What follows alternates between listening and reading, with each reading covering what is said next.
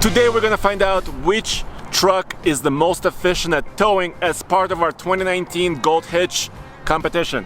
That's right, we have two trucks. We have the Ford F-150 XLT and we have the Ram 1500 Tradesman. Both are built for efficiency.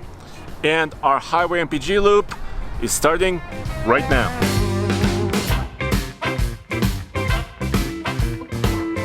These two trucks cost about the same.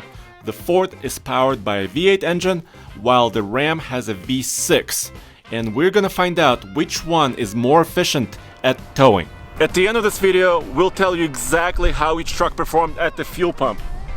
But what are the parameters of the test? Well, we have a 100-mile loop that's actually a 98-mile loop. Yes. What are you gonna do?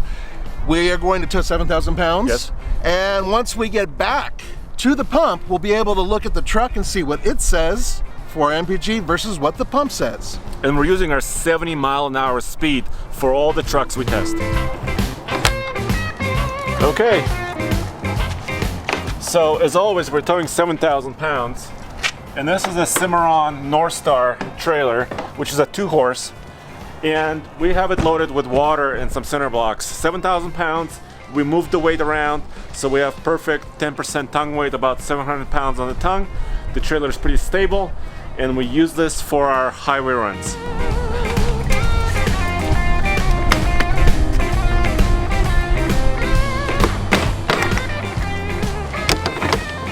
As always, this episode of the Gold Hitch is brought to you guys by our friends at Transwest.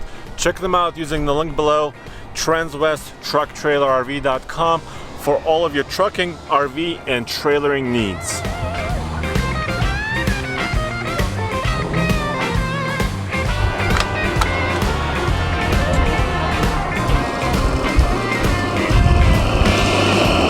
We put a call out to every manufacturer to bring their full-size trucks that are fuel efficiency minded for towing. And this is what Ford sent. This is a 5-liter Coyote, made it to their 10-speed automatic transmission. The rating on this engine is 395 horsepower and 400 pound-feet of torque.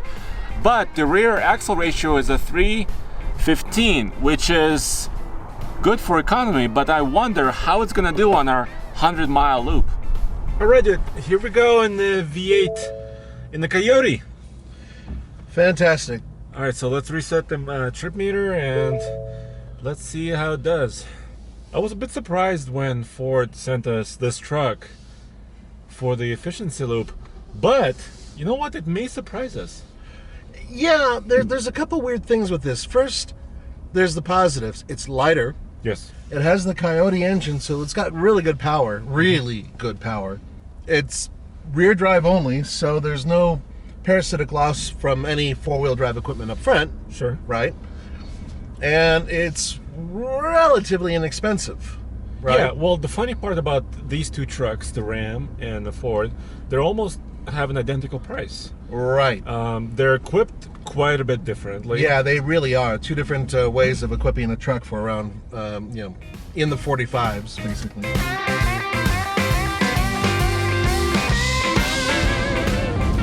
Let's do a sound check. Sounds good.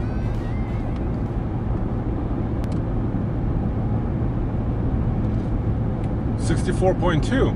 That's pretty good, and we're in 9th gear. Up, it just dropped to 7th gear. Ah, okay. But easygoing flat highway, that was 64.2. That's comparable to the more luxurious ones. It is very comparable. It's very quiet. Yeah, Ford has always been really good about keeping the sound down to a minimum in trucks. Maybe it has to do with how low this truck sits, you know, and how dynamic it is. This is a 2-wheel drive model. Yeah. Ford is very different on their approach to chin spoilers. For instance, this one, which is specific to the 2-wheel drive model, it's different than the 4-wheel drive model, it's really low. You have about 6 inches of ground clearance in front of the tires, and then in the middle of the spoiler you have 7.5 inches. That is good for aerodynamics, which will make it a more efficient vehicle. Yeah, the interior quality on the dash here is not great because there's some bubbling in this plastic. The plastic is a little bit wavy. And once again, the same problem I always complain about, the fit and finish, especially right here. In the front. Look at this. They still haven't addressed it. But this is a work truck, so having hard plastics and, you know, having vinyl and foam and you know, basic materials is completely acceptable.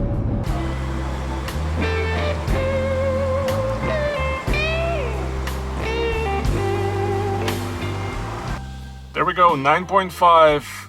We're back at the pump. Let's go fill up.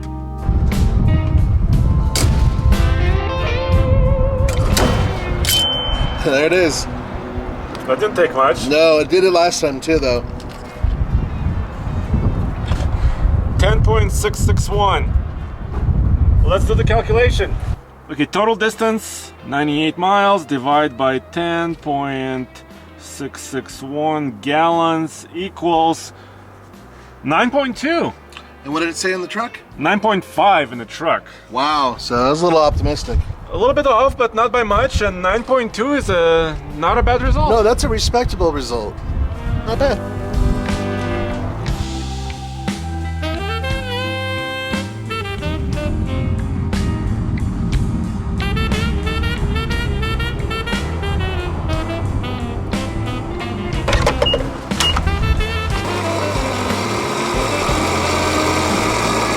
This is what Ram sent us for an efficient towing vehicle. It has a 3.6 liter Pentastar V6 that puts out 305 horsepower and 269 pound-feet of torque. And it comes with the e-torque system, which helps you get off the line with a little electric help. But there's more. This has an 8-speed automatic transmission. Unlike the Ford, it is a 4-wheel drive, and it has a 355 rear end. All right, on the road again. Yep, let's just get this thing going. Okay, you gotta just hold okay it out, I guess. You know what's interesting in the new Ram? Huh. All of them have push-button start. This is the Tradesman. Right, this is basically the base model. Yeah. And it still has push-button start. And all of them have the rotary dial shifter. Yeah. In the Ford, it's quite different because you either have column shift or console shift. They are both basically base models in terms of their interior trim. The trim in the Ram, a little nicer. I would agree with you. Yes, they're both plasticky. Yeah. But the Ram just feels a little bit. Maybe it's just a newer design. It could be. It's more pleasing. But I don't see any major gaps around here. Yeah, it's also pretty clean. It's not rippled over there. No, it's not. You know, so there are certain, you know, frankly, there's some build quality issues.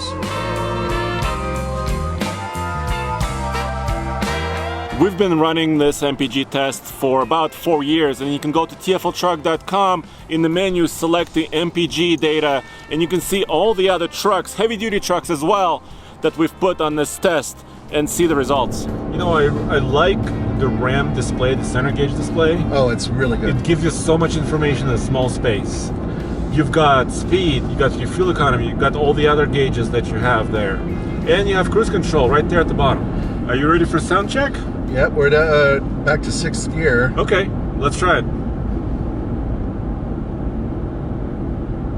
62.9, damn. These things are getting quieter, it seems. I think that's as quiet as like a luxury limited truck we've tested. Yeah, it's really good. So, you know, base model truck is able to keep that sound quite well, and it is a little windy outside, and we are rolling at 70 miles per hour, so not bad. Yes. And we do have towing mirrors, by the way, on this truck. We're not using them in an extended fashion Really because doesn't need it. This trailer is not that wide. It's just about 6.5 feet, this trailer. Yeah, so it's only a little bit wider than the truck, and these are optional.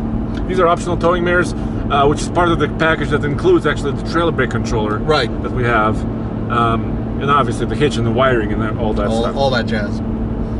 Is the chin spoiler doing its job right now, you think? You know, it should at like over, I can't remember exactly, like over 55. It should actually unfold itself. Right, it'll deploy and come down. Right.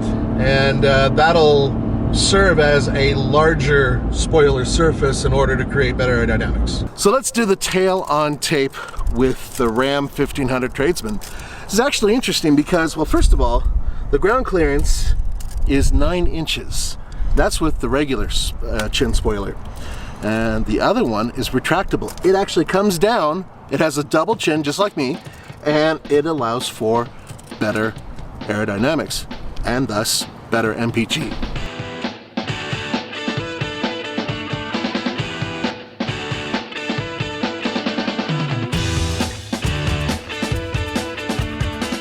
Well, dude, we finally made it. Yeah, this is it's pretty dark out here. 9.1 according to the trip meter. Yep. So there is hope. These trucks could be very, very close.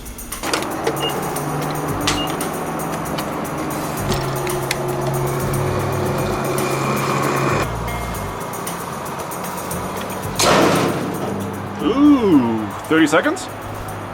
Dude, that's gonna be really close, I'm afraid. Or actually, that's good. That's a good thing.